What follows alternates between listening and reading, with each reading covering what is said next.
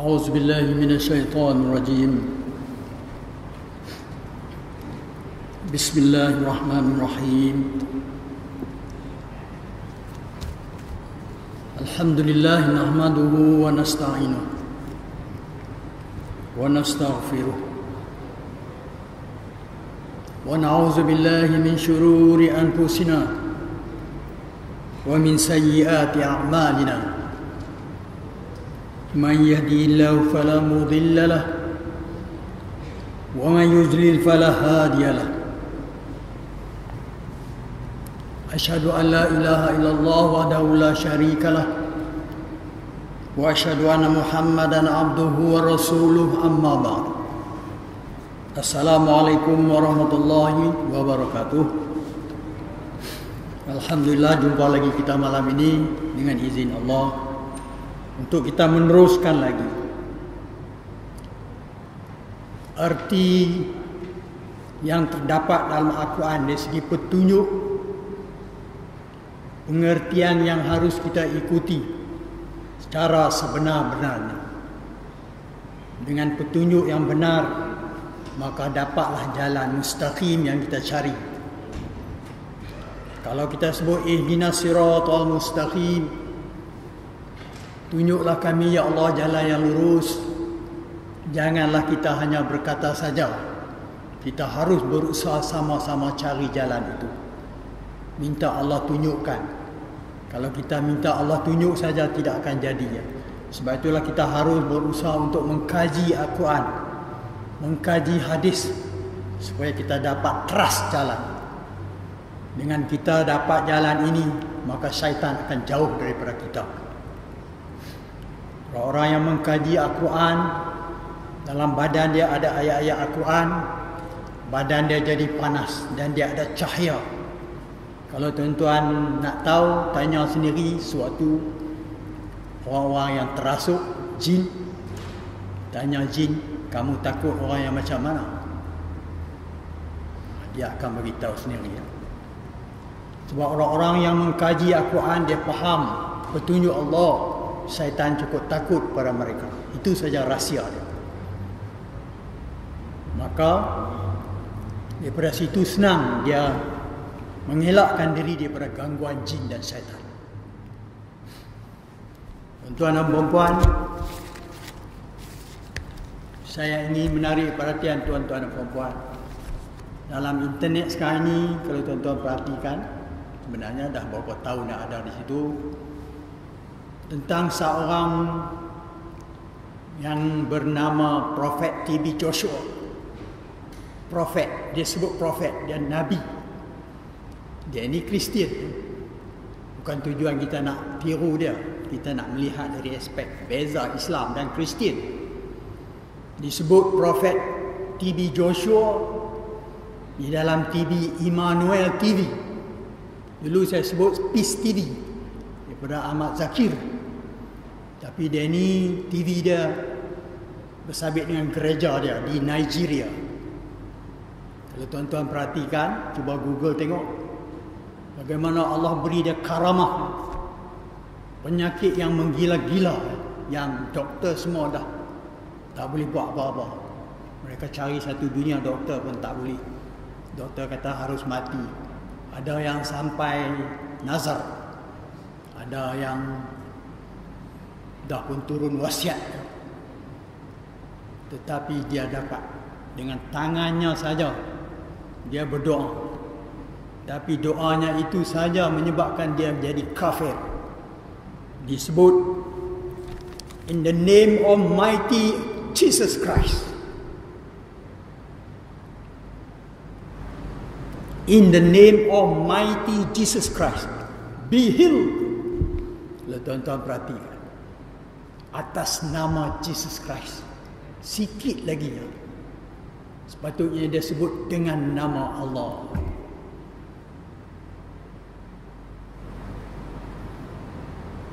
Dan dia masih terkenal. Dia pergi di mana-mana penuh. Dia datang Indonesia, Malaysia kita tak pernah masuk. Takut nanti budak-budak kita ni terpengaruh. Ada yang masuk Kristian akibat kebolehan dia yang luar biasa. Ada kes yang jadi kanser di mulut dan bahagian hari-hari. Namanya Sarah Sunday, 27 tahun. Saya bagi contoh. Tak boleh makan, tak boleh tidur, tak boleh bercakap. Datang ke gereja dia di Nigeria itu. Dia dah masuk hospital, keluar hospital, kata berubat tak boleh. Dengan gerak satu tangan dia terus muntah, keluar segala racun-racun daripada dalam badan. You are free. Dan dia pun bebas daripada penyakit itu. Di mana semua orang terkejut. Ya? Kalau dalam Islam kita ni, ada juga yang sebelah negeri Saudi Arabia, bernama Ustaz tu. Ya? Tapi dia tak sehebat macam tu lah. Walau bagaimanapun kesembuhan bagi kita tetap daripada Allah. Dia ada sebut, I am not a healer. Aku ni bukan penyembuh. The healer is Jesus Christ. Cukup kuat pengaruh dia terhadap agama Kristian. Kalau dia masuk di Malaysia, saya kata banyak budak-budak muda akan terpengaruh dengan dia. Dan dia menghalau jin syaitan daripada badan tu. Tak payah dia tempit sorak. Dia tunjuk tangan dia sekalian, jatuh pengsan, habis, lega, hilang. Dan tuan balik Google tengok, dalam YouTube tu ada Dr. Josh, Dr. TB, T-A-B, TB. Ya. Bukan television, TB Joshua. Dia panggil Prophet TB Joshua. Emmanuel TB. Banyak dalam tu. Yang kita nak tahu tu, Allah beri ilmu karamah kepada siapa ia kehendaki. Allah tak peduli sama ada dia kafir. Tapi kalau dia kafir atas pemberian yang macam tu, maka Allah akan terus sesatkan dia dengan kepercayaan karut dia tu. Tapi kemampuan dan kebolehan dia tetap ada. Sebab bagi Allah, dia pilih yang mana. Tapi kita sebagai orang Islam tak boleh pergi berubat kepada orang kafir. Orang kafir boleh berubat dengan kita. Dia kalau kafir berubat, dia akan seru syaitan. Itu yang tak boleh. Kita seru Allah. Jadi beza. Kemudian Miss Naomi Umiala. Ini satu kes lupus dan kidney failure. Lupus ni ialah darah putih dia habis dalam badan. Patutnya dia dah mati lah ni. Kidney failure, dia punya buah pinggang dia tak boleh pakai lagi. Dia pakai hemodialisis hari-hari. Budak masih muda lagi, budak perempuan ni. Dia tak boleh berdiri, dia tak boleh berjalan. Nama dia ialah Naomi Umiala. Tapi dalam perubatan dia, dengan satu gerak tangan saja, you are healed, you are free. Kemudian kita tengok budak tu terus boleh berdiri dan boleh berjalan. Maka di sini kita tengok keghaiban, keajaiban itu adalah kuasa Allah. Sayangnya yang mengubat itu saja yang kafir. Dari Itali, Afisatu Sulaiman, 30 tahun. 8 tahun tak boleh berjalan langsung, menggunakan wheelchair. Wheelchair, kalau tuan-tuan dan puan perhatikan kes wheelchair, beratus orang akan datang. Di Indonesia kalau kita buka tu, wheelchair duduk depan semua. Dia pegang kepala semua bangkit berjalan. Dia pegang kepala, tepuk sikit, okey, jalan. Macam tu ya. Jadi kita pun tengok, boleh menyebabkan kita terpesong dalam agama kalau kita tak faham. Sebab kita rasa kalau begitu Kristian ni hebatnya. Kesembuhan dia pun tahu bukan daripada dia. I am not a healer. The healer is Jesus Christ. Itu saja yang membeza. Dia tak kata the healer is Allah. Yang kena sihir ni macam-macam ya. Seorang perempuan mimpi makan rambut palsu, jarum, makan jari. Masuk hospital, keluar hospital. There is no hospital solution. Tak boleh buat apa. Penyakit itu sepatutnya berlaku pada orang yang berumur 70 tahun. Tulang-tulang dan saraf dan semua rosak. Dengan seruan, in the name of the mighty God, Jesus Christ, be healed. Kamu akan sembuh. Jadi di sini dia ada aspek psikologi dalam perbuatan, dalam perubatan. Mana si pesakit dengan yang mengubat itu mesti ada keyakinan yang kuat. Sebab tu keyakinan kita kepada Allah harus ada. Maka dia boleh mengubat diri dia sendiri pun. Dia boleh keluarkan racun daripada diri dia sendiri pun.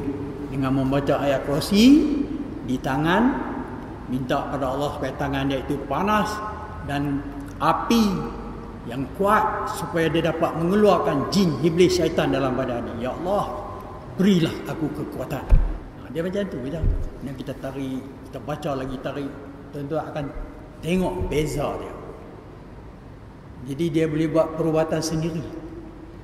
Masalah kita tak ambil peduli macam mana. Lepas tu kita pergi cari orang lagi senang je lah. Perubatan menggunakan orang bantu kita. Jadi ribuan ratusan kes yang lain ialah banyakkan kes lumpuh. Tengok kes lumpuh, banyak dia dapat mengubat dengan mudah. Jadi kesimpulan daripada apa yang saya sampaikan ini, banyak penyakit kronik dalam badan kita ni adalah disebabkan oleh syaitan. Sebab itu kita kena pergi hospital, kita tak boleh buat apa. Tak boleh. Sebab itu kita tengok penyakit itu kalau kronik, kita gunakan ayat Al-Quran untuk halau jin. Kanser pun syaitan. Kidney failure yang menyebabkan rosak buah pinggang ada kena-mengena dengan syaitan. Penyakit yang bersabit dengan pernafasan banyak bersabit dengan syaitan. Dan di dalam Al-Quran Allah bagi contoh macam mana syaitan menyebabkan penyakit pada kes Nabi Ayub. Betul tak? Tuan-tuan perhatikan ayat tu supaya lebih jelas lagi, iaitu Al-Quran muka surat 455 Kita sama-sama perhatikan. Kes Nabi Ayub ni saya dah sebut beberapa kali, tapi yang ni fokus kita kepada Nabi Ayub sakit kerana ada kena-mengena dengan gangguan syaitan. Penyakit dia kronik 18 tahun.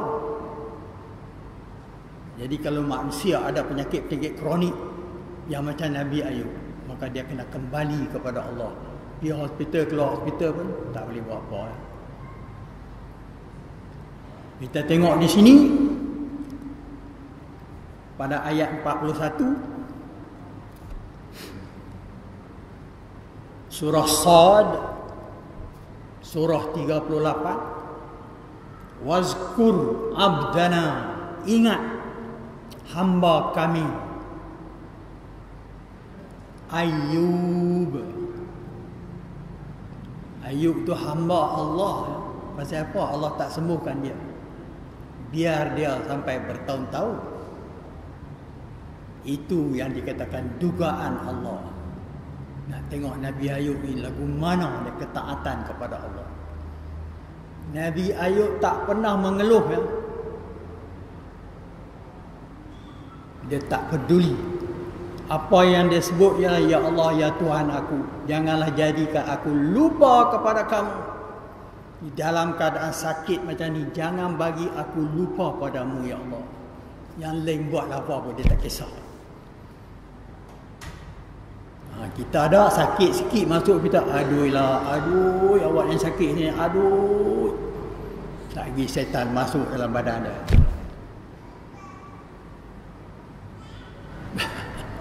Bila kita sakit, ingat Allah lagi banyak. Bukan kita sakit, kita lari tinggal Allah. Iznada Rabbahu, ketika ia menyeru Tuhannya. Inni massaniyas syaitan. Itu perkataan ada di sini. Sesungguhnya aku ini diganggu oleh syaitan. Macam kita sebut sebagai disentuh di sini, massa ni disentuh aku oleh syaitan. Maksud syaitan mengganggu, syaitan menyebab dia sakit. Binusbin, dalam keadaan kepayahan dan azabin, seksaan. Jadi kes Nabi Ayub ni dia sakit banyak, sebab dia sebut kataan binusbin wa azabin. Azab, seksa yang sakit tu ada kena-mengena dengan syaitan. Maka riwayat daripada Israiliyat tu macam-macam lah. Ni dalam tafsir kita tengok, kita jangan ikut. Kita faham macam tu sudahlah, kan Nabi Ayub sakit, cukup. Itu kita baca Israiliyat, oh ini sakit ni sebab yang ni, sebab yang ni, kepala keluar ulat lah. Ini mula nak mampu lah. Ada juga kita dengar syarahan ustaz sebut bila sujud keluar ulat, ambil ulat bubuh balik. Ni apa ni? Seorang Nabi kita jangan hina sampai macam tu. Mana boleh Nabi pula keluar ulat di kepala pula dah. Ambil bubuh balik bagi ulat tu makan. Kesian ulat. Itu cerita Israiliyat, bukan tafsir. Kata Allah, urkus birijlika, hantak kaki engkau, haza muqtasalun. Bila terpancar air dari tanah, dia untuk mandi. Baridun, sejuk, wa syarabun, untuk minum. Ingat, itu cara Islam.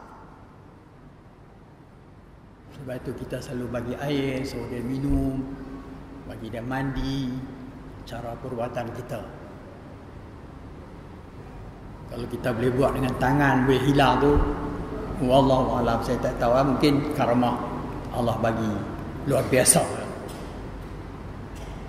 Tapi cara Allah ajak tu macam itulah, mandi dan minum air tu. Lepas tu percik air tu dibolehkan. Dan kita tengok Prophet TB Joshua, dia pun menggunakan air juga. Bila dia percik air tu, syaitan tu akan menjerit. Dia pun, air dia tu pun panas juga. Dia baca apa tak tahu saja, tapi dia akan baca Al-Quran. Syaitan Kristian, syaitan dia semua dia cakap orang putih. Syaitan dia, buka tengok.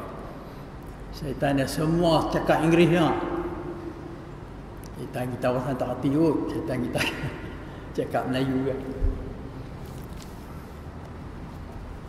Itu satu contoh. Bila kita tengok yang saya sebut juga tentang Nabi Ibrahim, wa idza maristu, apabila aku sakit, disebut fahuwa yasfini, maka Allah akan menyembuh aku. Huwa tu balik kepada Allah. Itu Islam, dia kena pegang. Fahuwa, maka dia yasfi, ia menyembuh. Ni itu aku. Nun wiqayah, ya mutakallim, balik kepada anak aku. Jadi setiap sembuhan adalah daripada Allah. Ingat, saya ulang banyak kali dah yang ni, sebab nak jaga agama kita, jangan lari dia punya akidah dia tu. Sekali-kali kita jangan pesongkan akidah tu. Sembuhan, alhamdulillah. Jangan kita pergi duk penek, doktor tu pandai, di klinik tu bagus, macam-macam dia duk penek kot tu. Padahal sembuhan semua daripada Allah. Lepas tu Nabi berdoa pun saya tunjuk ayat Nabi hadis berdoa, Allahumma Rabban Nas, ya Allah Tuhan manusia, wahai Tuhan manusia, ya Rabban Nas, isfi anta syafi, isfi anta syafi, sembuhkanlah, engkau adalah penyembuh. Dan Nabi sebut macam tu, kita kena faham yang penyembuh sebenar adalah Allah. TB Joshua ni, Prophet TB Joshua ni pun, dia pun tahu bukan dia yang menyembuh. Sebab itu dia kata, I am not a healer, the healer is Jesus Christ. Betul juga dia kata, cuma Jesus Christ itu bukan Tuhan. Dia adalah manusia biasa dan seorang Nabi. Itu saja beza dia. Tapi dia tahu dia bukan menyembuh. Tuan-tuan tengok sendiri dia habaq di dalam interview dia. Ya. Jadi la syifaa, kata Nabi, tidak ada sebarang sembuhan. Kamu sebutlah sembuhan apapun, illa syifauka, melainkan sembuhan daripada engkau ya Allah. Itu Nabi ajar kita. Kita mesti pegang, ini akidah pegangan seorang Muslim.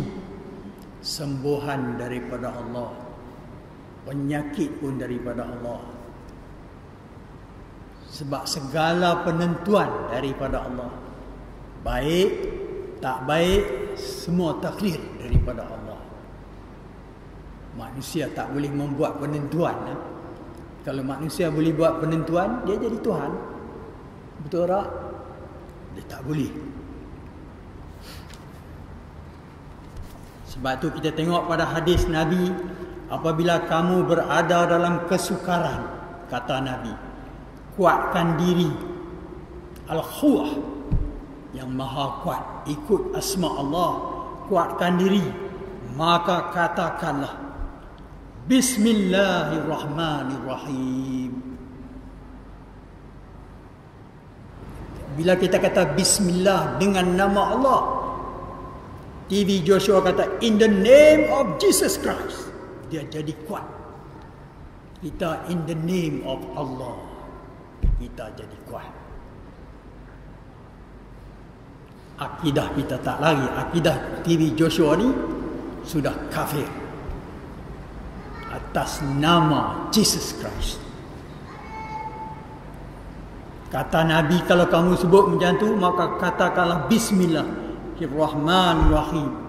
La haula wa la quwwata illa billah. Maka Allah akan memalingkan pelbagai macam bencana dari kamu dengan kita kata macam tu. Tapi kita tak dapat menghargai erti Bismillah. Ini menyebabkan kita kosong.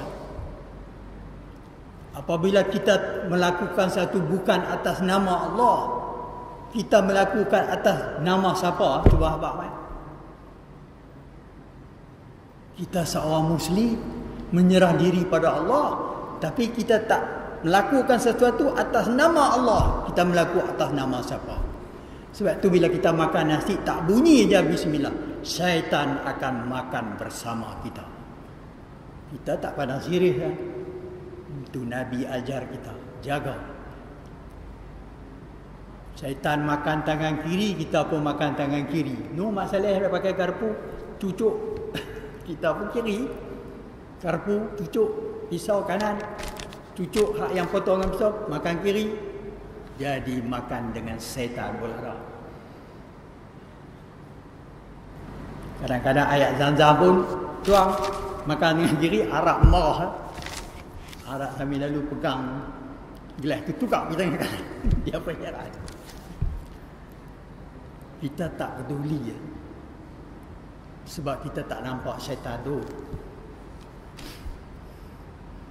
Jadi dengan Bismillah cukup kuat. Kalau dia nampak benda-benda yang menggerunkan, dia dengan A'udzubillah minasyaitonir rajim.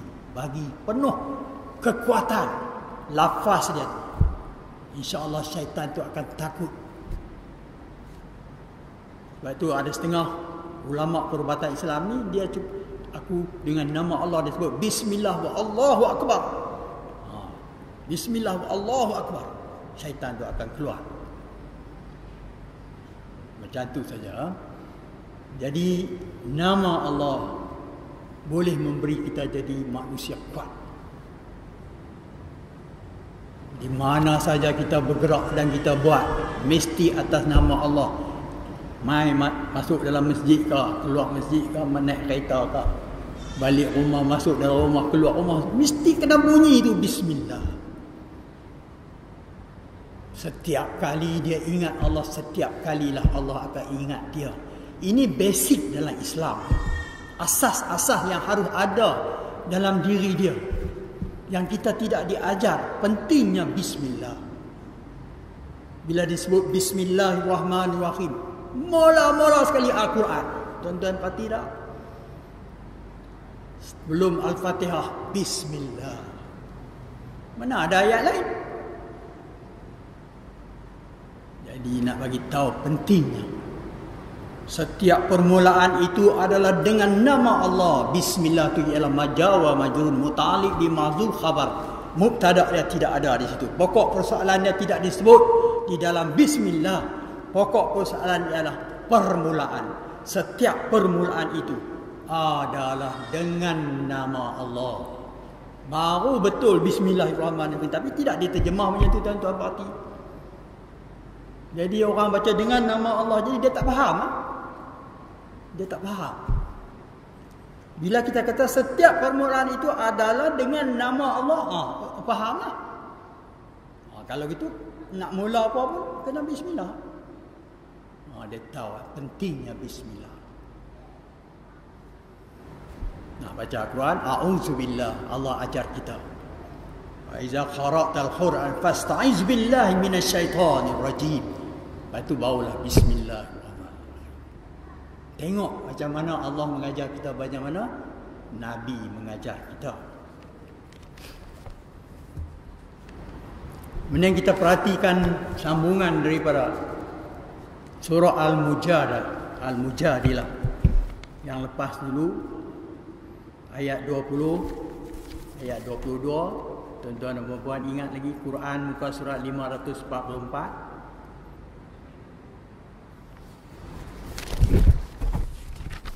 Istahwadha alaihimus syaitan. Lagi sekali saya ulang, entah berapa kali tuan-tuan mengenai apa ustaz yang bunyi tu. Syaitan telah menguasai mereka. Ingat, kita ni kalau tengok dalam Joshua tu, dia banyak cerita-cerita masalah masyarakat dia. Apa yang berlaku itu sama dengan kita.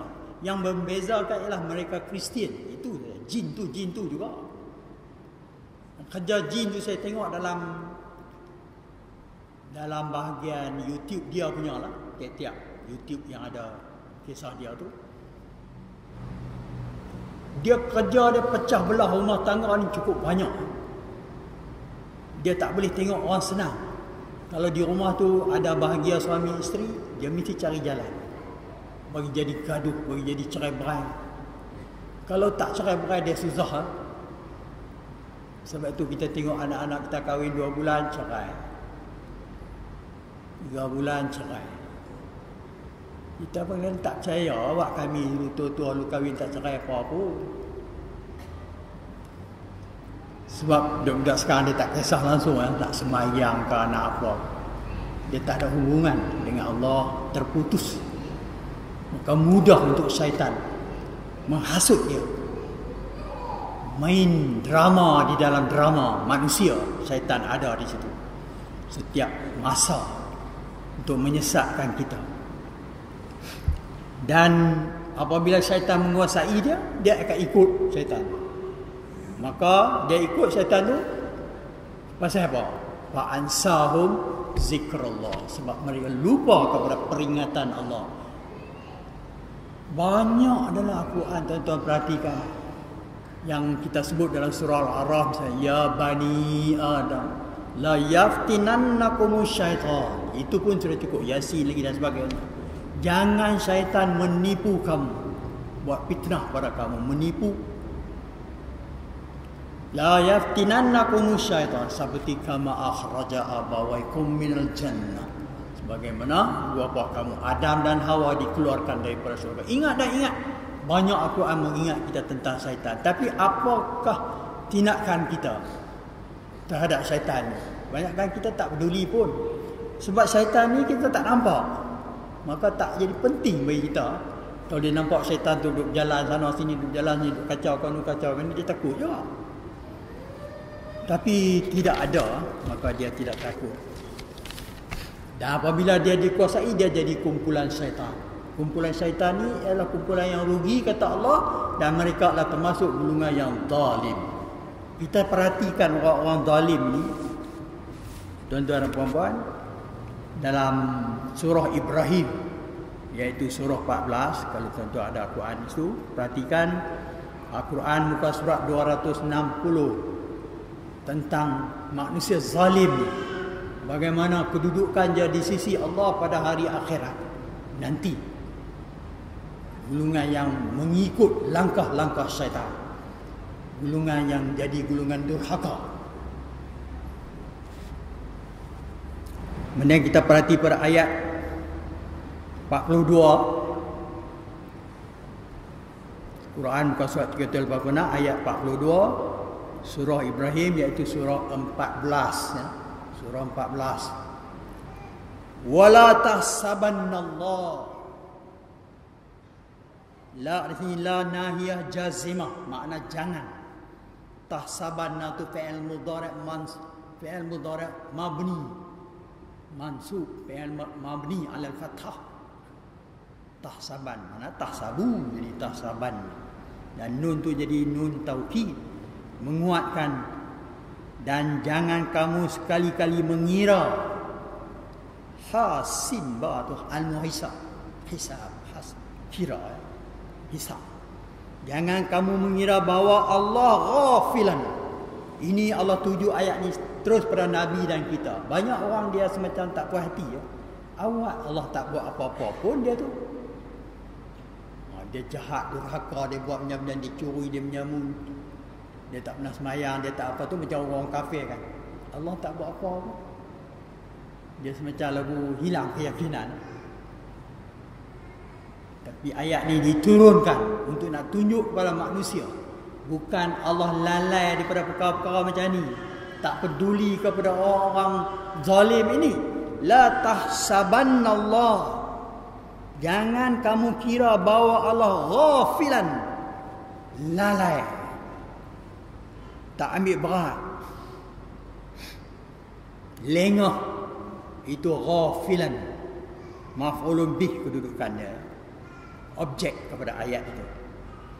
Amma ya'malu, dari apa ya'malu zalimun, dari apa orang yang zalim telah kerjakan. Kita tengok banyak Allah diam, dia tak buat apa. Kita tengok tak ada apa berlaku pada dia. Dia curi, dia bunuh orang pun dia duduk rehat sampai dia kadang-kadang tengok aku tak nak kena apa pun. Dia seronok, padahal Allah sengaja lakukan perkara itu. Kalau kita perhatikan pada ayat lain, innama yuakhiruhum, nampak perkataan akhir di situ. Sesungguhnya Allah mengakhirkan mereka, makna beri tangguh kepada mereka. Dia tak buat. Tujuan Allah nak bagi dia himpun banyak dosa dia, atau nak bagi dia peluang untuk dia bertaubat. Sebab tu perkataan yuakhiruhum, sesungguhnya Allah mengakhirkan mereka, liyaumin, sehingga hari tashkhasu. Tashkhasu ni sini terbelalak, fihil absar, penglihatan ataupun mata mereka. Di hari akhirat tu dia tak boleh tutup mata, dia terbeliak. Boleh bayangkan apa yang berlaku di akhirat. Azab neraka api, manusia menjerit berbilion. Manusia ni macam kekatu. Daripada zaman Adam sampai hari ni berapa bilion manusia, sekarang 6 bilion zaman kita ni. Sebelum lagi ribu-ribu total semua tak tahu berapa bilionnya. Jadi Allah simpan mereka ni supaya mereka sampai ke hari akhirat, untuk dia berjalan menuju tempat hisab, perkiraan. Mata dia terbelalak, absar, penglihatan dia tak tutup mata. Jadi pandangan mata dia duduk sengak situ. Muhti'in, ayat 43. Orang-orang yang datang bergegas menyambut panggilan, kita panggil orang-orang muhti'in, itu isim fa'il. Kelang kabut ya, pergi menuju di tempat perhitungan, berebut-rebut. Mu'ni'ina, orang-orang yang ternengadah ru'usim, kepala dia tengok atas. Dia tak boleh tunduk bawah. Dia nampak banyak sebelah atas. Jadi ada rasa ngeri dan takut yang amat sangat. Yang mata terbelalak dengan kepala tak boleh tunduk, pandang ke atas. Mu'ni'ina ru'usihim la yartaddu. Ini kita jumpa dalam kes jin Ifrit. Apabila dia janji nak ambil istana Puteri Balqis ataupun Arash, disebut kata yartaddu, tidak berkelip, ilaihim tarfuhum, kelopak mata dia duk terbuka situ. Kita tiap-tiap saat kita boleh mata kita tertutup, buka balik kan. Ini tak ada. La yartaddu. Ini nak menunjuk ketakutan yang amat sangat bagi orang zalim ini. Masa di dunia dia boleh cakap apa-apa pun. Gambaran yang Allah tunjuk sini nak bagi kita kesedaran. Jangan kita termasuk golongan macam ni. Kita pergi masuk golongan syaitan, golongan yang durhaka kepada Allah. Wa afidatuhum, itu jadi mubtada. Idatu, dan hati mereka hawaun, kosong, degup jantung, duk, terasa nak sampai ke kengkung, macam nak tercabut. Dan dia tak boleh fikir apa-apa pun. Fikir yang nak berlaku tu saja. Sebab itu kita kata dia ada anak ke apa ke, tahu habis semua, tak kisah. Anak ni dalam dia duk bawa pun tahu buang. Dia jadi takut yang amat sangat. Pada ayat 44 kata Allah kepada Nabi, wa anzirin nas, peringatkan kepada manusia yang belum mati lagi lah, yang hidup ni, jangan hampa termasuk golongan yang semacam ni. Anzirin nas yauma ya'tihim, pada hari akan datang kepada mereka azab. Berkata orang-orang yang ditimpa azab ni, yang kena azab ni, alladzina zalamu, orang-orang yang zalim, Rabbana akhirna. Ini benda-benda yang akan berlaku kalau kita tak hati-hati. Inilah dialog ataupun cakapan yang akan keluar daripada kita pada hari akhirat. Akhirna, makna di sini, berilah aku tangguh, ila ajalin, sehingga waktu kharib, waktu yang terdekat. Makna di sini sebentar saja pun jadilah dia nak balik dunia, sedangkan dia sudah ada di akhirat. Dia tahu pasal apa? Saat lagi dia tetap masuk neraka. Dia tahu kesalahannya sebab dulu dia zalim, tapi di dunia dia buat tak tahu saja. Dia janji nujib mana kami akan penuhi dakwataka, seruan engkau ya Allah. Dia janji. Tapi dulu bila Allah seru dia, suruh solat, suruh haji, buat baik yang ni, ikut yang ni, ikut ini, dia tak mau. Sekarang dia janji nujib. Tuan-tuan tengok sukun ba tu, pasti kami akan melakukan dakwataka, seruan engkau. Wa nattabi', kami akan ikut ar-rusul, apa yang Rasul-Rasul ajar kami akan ikut. Sekarang tanya diri kita ikut ke Al-Quran? Kalau dia sebut nujib dakwataka, kami pasti akan mengikut seruan engkau. Mana seruan Allah? Cuba baik-baik. Al-Quran. Dia study ke Al-Quran tu? Tak pun, duk baca je. Jadi high time, masa sudah sampai tuan-tuan dan puan-puan. Mari kita ubah sikap kita.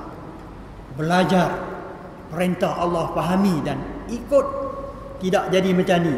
Dah di akhirat baru dia janji nujib dakwataka, kami pasti akan ikut seruan engkau. di dunia tak ikut pun. Lepas tu janji, wa nattabi', kami akan ikut ar-rusul, seruan rasul-rasul. Makna kami akan ikut hadis Nabi. Tapi dia di dunia dia tak ikut hadis, dia tak ikut Al-Quran, dia ikut masyarakat dia. Dia ikut ahli-ahli dalam kampung dia.